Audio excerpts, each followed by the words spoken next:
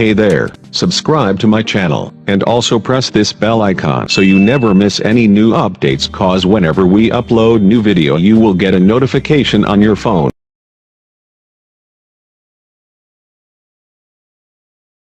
Part 1.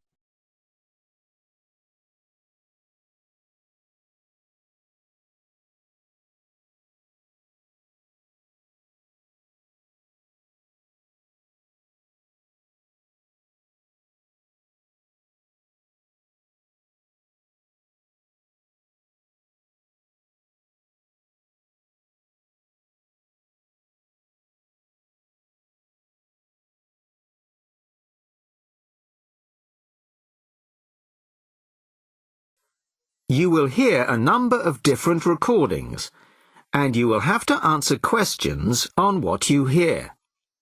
There will be time for you to read the instructions, and you have a chance to check your work. All the recordings will be played once only.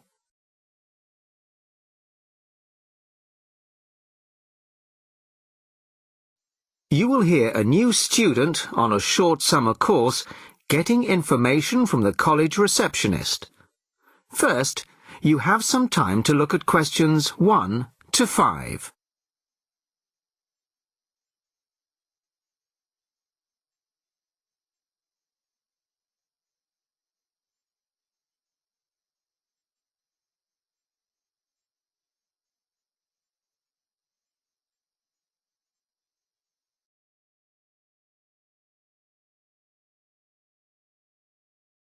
Now the test will begin. You should answer the questions as you listen, as you will not hear the recording a second time. Listen carefully to the first part of the conversation and answer questions 1 to 5. Sorry to keep you waiting. Okay, here's the information you need. On the first page, there's some info about the college, the facilities, the courses on offer, etc. Then, on these blue pages here, there's an outline of the social activities. You see there, okay? Yes. Now, this part of the booklet here, the yellow pages, that's the main program starting at 9 a.m. tomorrow. 9 a.m., okay. So all the new students will be gathering in Herville Hall at 9 o'clock. Sorry, where? Herville Hall. I'll spell it for you. It's Hervill, and then Hall for hall, of course. It's the big white building by the entrance. Okay, I've seen it. Right. Anyway, you'll be in there for an hour. First, the Director of Studies will explain the various courses we offer and the requirements for them. Then for the second half hour, the social organiser will tell you more about the social program and Saturday excursions. Is that all clear? Yes, I think so. Then where do I go after that? Yes, okay. After the talks in the hall, there's a break. And then at 11:15, go to classroom 4 to have a placement test. 11:45. This placement test is to find my level in English? Exactly. Then, after the test, all the new students are invited to a special welcome lunch. In the cafeteria? No, not for the welcome lunch. It's in a restaurant near the school, an Indian restaurant. Oh, okay. I don't think I've ever tried Indian food. Do you like spicy food? Yes, I do. Then you'll love Indian. Before you hear the rest of the conversation, you have some time to look at questions 6 to 10.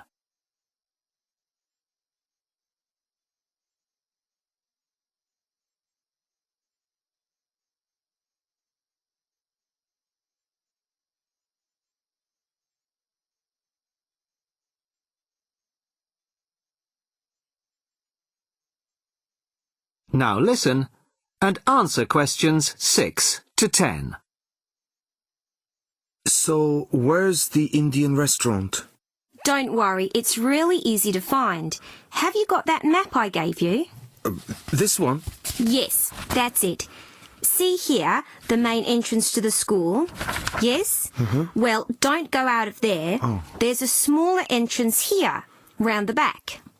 Oh, yes, I see. Okay, so you go out of there, past the phone box, and then turn right into this road here, the one that goes along the side of the park. You'll see a supermarket on the left, and then it's just after that on the right.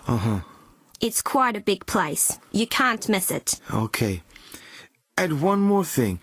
Is there a post office near here? Post office? Oh yes, of course. Just the other side of the park.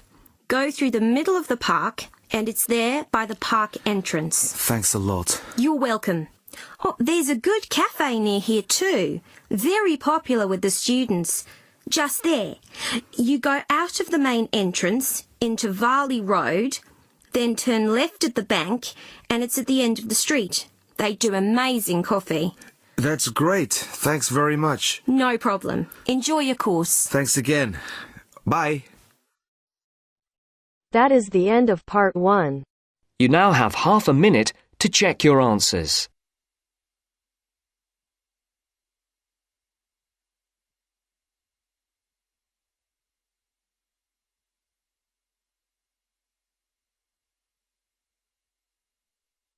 Now turns to part 2. Part 2. You'll hear the director of a new art centre speaking to a group of local people who have come to hear what the new art centre will be offering.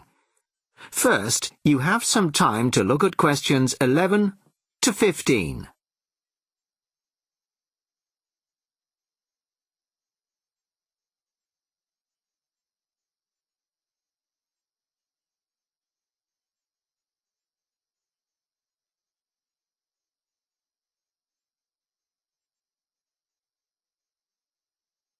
Listen carefully to the first part of the talk and answer questions 11 to 15.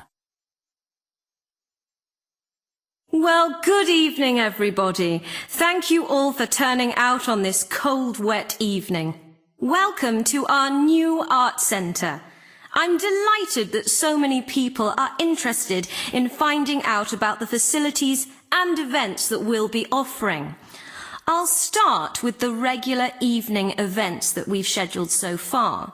Sunday night will be film club night. Each week we'll be showing a classic film from the 40s, 50s or 60s. Films will start at 6:45, and afterwards there will be an opportunity to discuss the film in the cafe bar for anybody who'd like to. Tickets for the film will be £5, but the discussion afterwards is free, although anybody who wants to buy me a drink is welcome to do so. On Thursday evenings at 7:30, the auditorium is given over to productions by touring theatre companies. This coming Thursday, we're very excited to be welcoming Pizzazz, a drama company featuring both able-bodied and physically handicapped actors.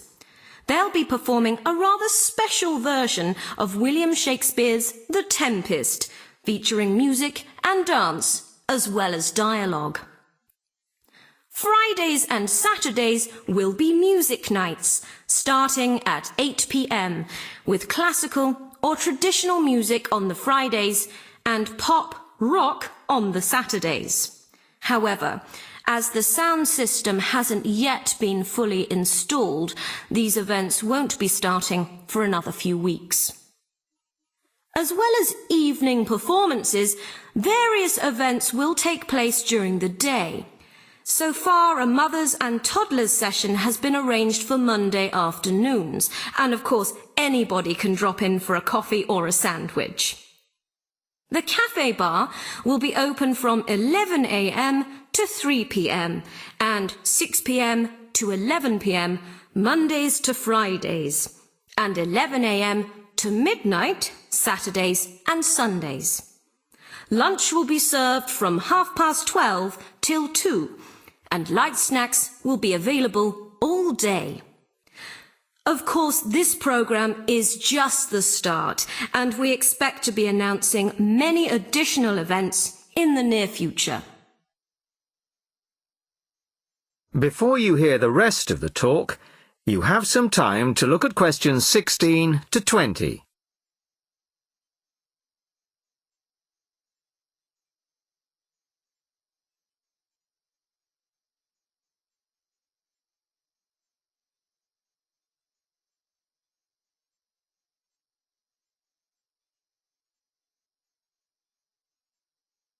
Now listen and answer questions 16 to 20. Now I'd like to take this opportunity to tell you about becoming a member. Membership benefits include reduced price tickets, priority bookings, and a monthly newsletter, which will feature the latest details of forthcoming events, plus details of other arts events in the local area. The cost of membership is just £15 a year, which I think is very reasonable. To get a membership card, you'll need to provide us with a passport-sized photo, plus payment, of course, by cash or cheque. We can't accept credit cards, I'm afraid, at least not for the moment. We hope to have credit card payment facilities available in the not-too-distant future. Then, when you want to buy reduced price tickets, you simply show your card at the box office or quote your membership number if you're making a telephone booking. Generally, a membership card will save around 20% on the full ticket price, so it really is very good value. Now we come to the most important part, your suggestions.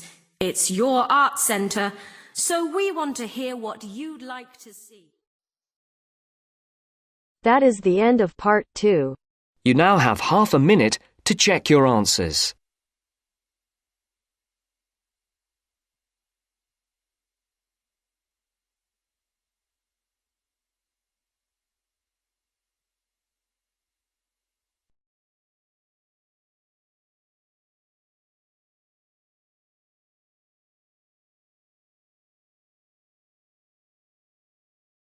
Now turns to part 3.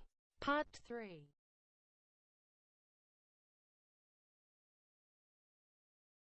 John has applied to train as a teacher and is being interviewed. In this stage of the interview, the interviewer will discuss John's previous studies and work experiences. First, you have some time to look at questions 21 to 25.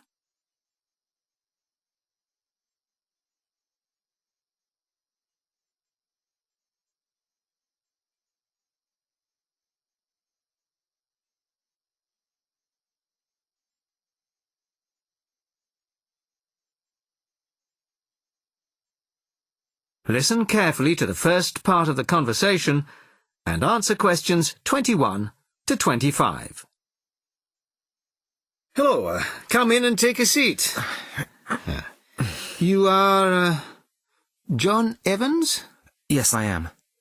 Well, as I'm sure you're aware, the purpose of this part of the interview is to go over your CV and talk a little further about your previous studies and experiences. Yes.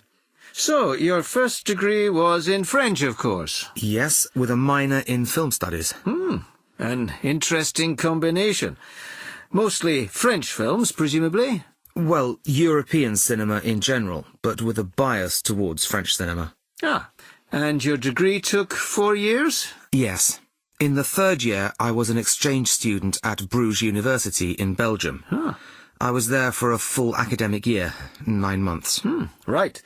Well, you graduated 2 years ago, and then you took some time out, as it were. Yes, I spent 6 months as a volunteer working on restoring historic buildings in France. Oh. Was that with a well-known organisation? They're called Restoration Vacations here, but they operate under different names in several countries. I think they're quite well known. So, it was a 6-month vacation, really? No, I went for a week, but really liked it, and I got asked to stay on as a translator. Because I could speak French quite well, it was my job to liaise between the owners of the buildings and the English-speaking volunteers. That must have been a very enjoyable experience. Before you hear the rest of the conversation, you have some time to look at questions 26 to 30.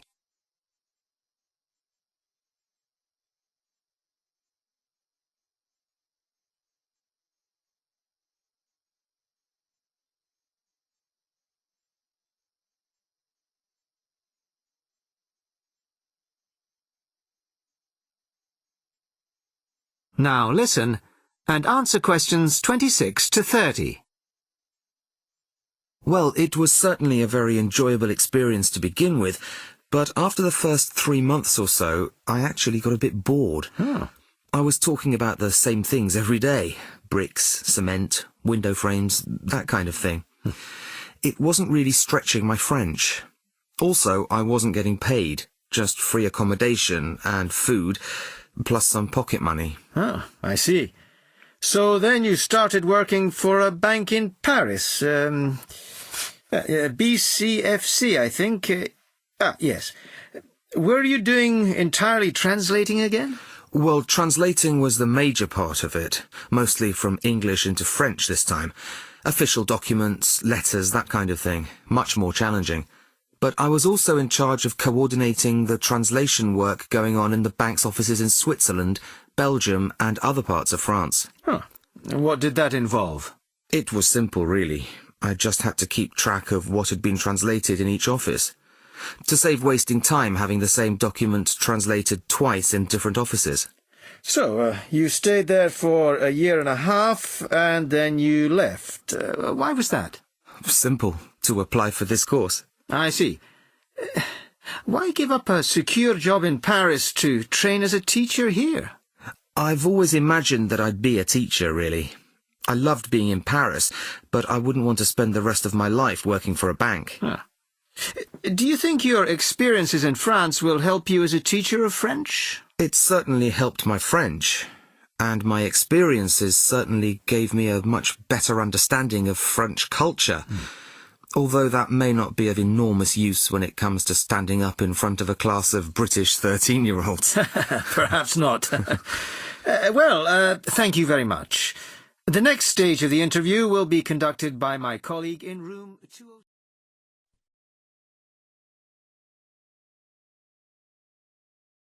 That is the end of part 3. You now have half a minute to check your answers.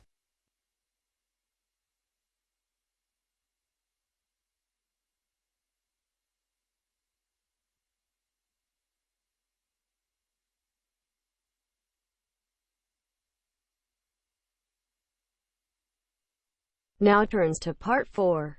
Part 4.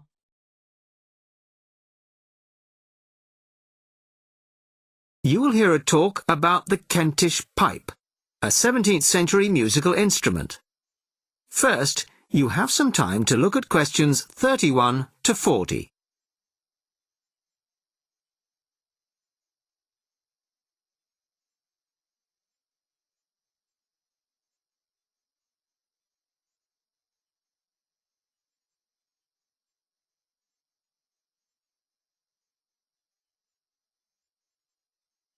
Listen carefully and answer questions 31 to 40.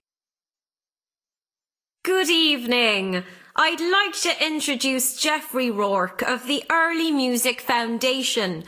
Geoffrey has recently restored a genuine 17th century Kentish pipe and, as you all know, will be giving us a recital on it later this evening. But first, he's kindly agreed to talk to us about this exciting and little-known instrument. Thank you very much. I'd like to begin, if I may, by talking to you about the rather unusual construction of the Kentish pipe. The main part of the instrument, as you can see, is a long, straight wooden tube, which we call the chanter.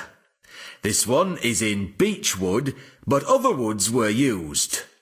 At one end there is the air bag. This rests under the arm of the player, like this. The blowpipe that inflates the airbag is quite long and bends round the front of the body to be inserted in the mouth of the player, like this. You see, the flexible nature of this tube is a unique feature of the Kentish pipe. In my restored version here, the blowpipe is, I'm sorry to confess, made out of plastic. In the original version, it would have been made out of leather using an elaborate stitching and waxing technique. However, the skills required to do this have now been lost. Good old plastic was the only alternative we could come up with. The airbag is obviously a modern replacement too. This time it is made out of leather and, as far as we can be certain, is likely to be pretty much identical to the original. A particularly soft and supple yet strong leather is required. Ordinary shoe leather would start to crack in no time. The main pipe, or chanter, is original, of course, as its rather battered appearance makes obvious, I would imagine. But it still sounds pretty good after nearly 400 years. We can actually put a precise date on it, because the maker kindly inscribed it for us. Just here. You probably can't see it. JD, the maker's initials, and the date 1634. The most recent feature is the reed, the part that actually makes the noise.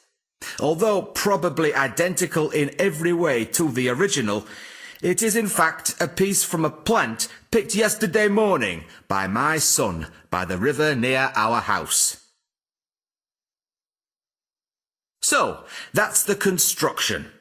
But why bother with the bag, you may be wondering? Why not just blow directly into the pipe?